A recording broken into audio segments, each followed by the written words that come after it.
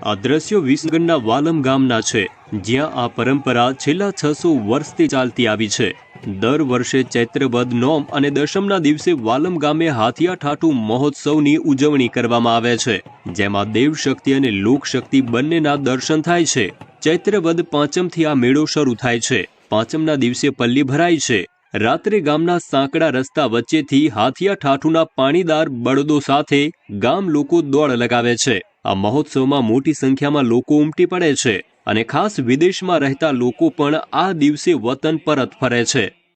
આ મહોત્સવ અમારા ગામમાં ઘણા વર્ષથી થાય છે। ગામના લોકો જે પણ બીજી કન્ટ્રીમાં બહાર જેમ કે ઓસ્ટ્રેલિયા, કેનેડા કે યુએસએ રહેતા હોય એ પણ આ મહોત્સવ જોવા આવે છે। આ મહોત્સવ અમારા કુલદેવી શુલેશ્વરી માતાની ધાર્મિક શ્રદ્ધાના લીધે ઉજવાય છે।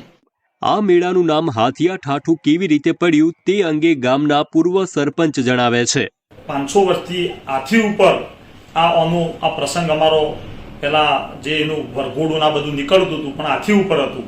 પછી હાથી નહીં ગામમાં હોવાથી હાથીઓ એ સૂંઢ બનાવી અને ગાડા ઉપર એ ચાલુ કર્યું।